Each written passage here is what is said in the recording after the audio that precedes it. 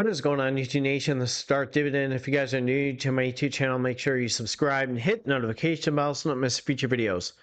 Ooh, I went down a little bit, as you can tell.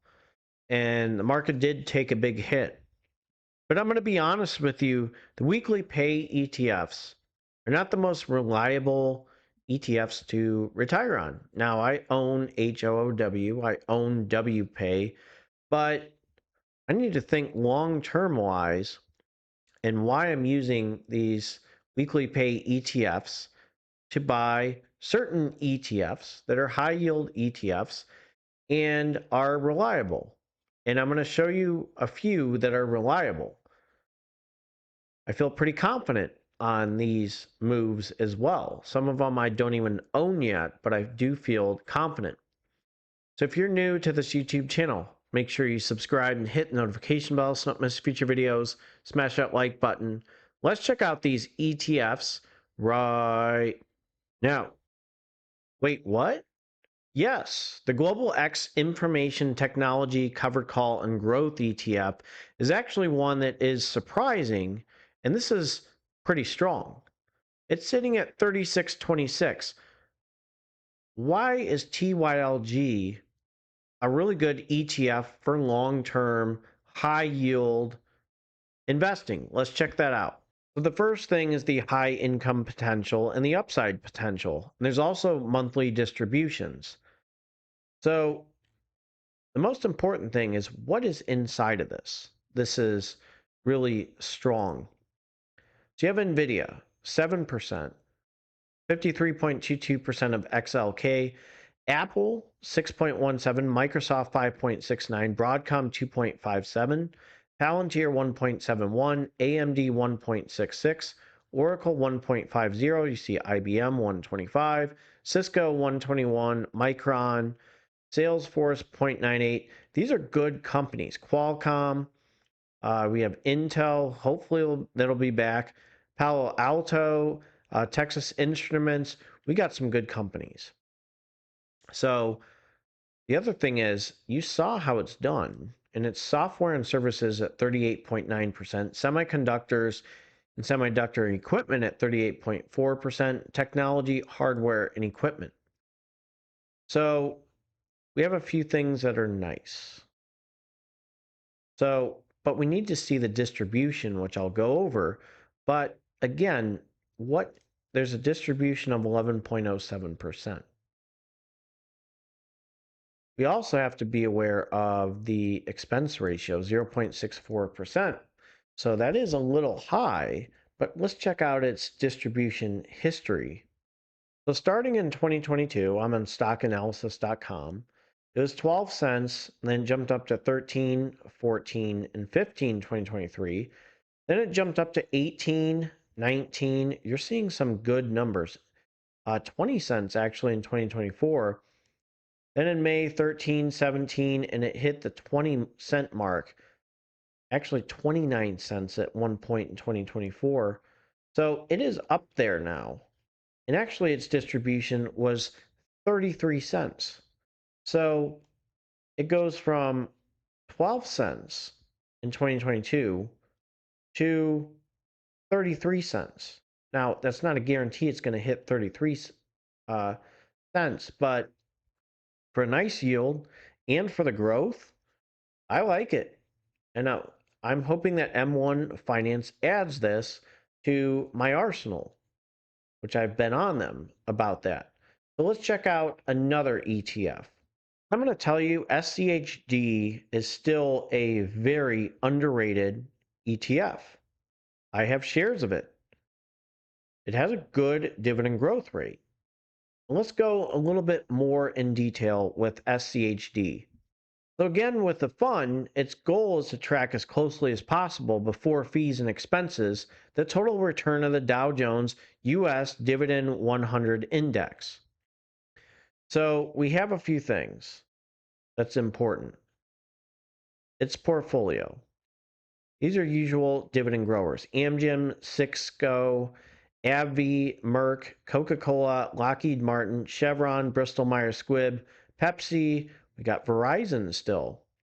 Okay, so these have some pretty good dividend growers.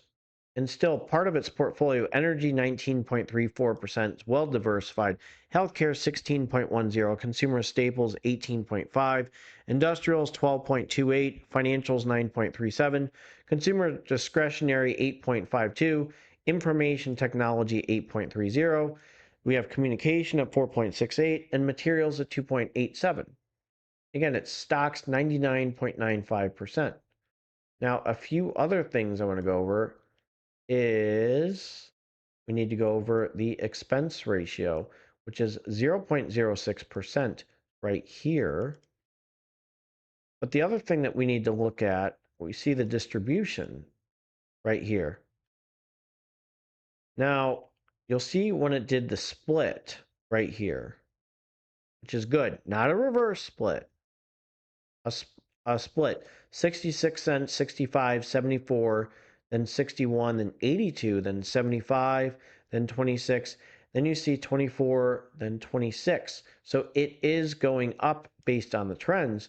I'll even show you in 2020 60 cents, 50, 53, 58, 61, 51, 70, 59, and again 66, 65. So it is trending up still. So that is one thing to be aware of. It is hiking itself. This one is a quarterly dividend. Let's jump to the next high yield ETF. And again, I love the NEOS Nasdaq-100 High Income ETF. It's sitting at 54.10. But it has some things inside of it that are very impressive. Now, the good thing is it's still a little high, but it has a 0.68% expense ratio. Its distribution is monthly. Its distribution rate is 14.31%. So one thing I want to go over is its NAV has done pretty well over time. Its distribution starting in January of 2025, 62, 61, 58, 53, 63, 62, 63, 62, 64, 60, right there in the 64s. Top 10 holdings are the things that are attractive as well. NVIDIA, Apple, Microsoft, Broadcom, Amazon, Alphabet, Tesla, and again, the other Alphabet GOO. There's GOOG and GOOGL, and there's Netflix. Netflix took a little bit of a hit, but you have some pretty good distributions, pretty consistent income with this right here. Look, you got 60s right here. That's good passive income. The decent expense ratio. So that's one thing to look at. But one that's down a little bit, and you got to be aware of, is this one. BTCI, the NEOS Bitcoin High Income ETF. It's at 53.66. It's actually down right now because obviously Bitcoin is down. So this one is down. So just be aware of this one as well, sitting at 53.66. Let's jump to that. So this is a higher yield at 28.36%. It's a monthly distribution, almost 1% expense ratio. Now it's down, but I can show you the distribution is nice. And I just want to go over one thing too, right here. You have 157, 143, 133, 125, 151, 139, 147, 141, 129. This one's been down a little bit, but it still is a really good high income ETF. You get a good bang for your buck. So I wanted to go over these high yield ETFs. The first one may surprise you. So if you're new to this YouTube channel, make sure you subscribe and hit the notification bell so you don't miss future videos.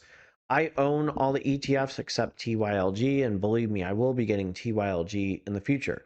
Take care and have a good one, and I'm going to jump to my disclaimer. So as a reminder, this is a disclaimer. Do not use my YouTube channel for any form of financial advice. It's strictly for entertainment purposes only. Investing is a big risk. You can gain money, can lose money. So be aware and do your due diligence. Go to a financial advisor for financial advice. Go to a tax advisor for tax advice, please. Don't buy things because I buy things as well. And again, my videos are strictly for entertainment purposes only. You guys take care and have a good one.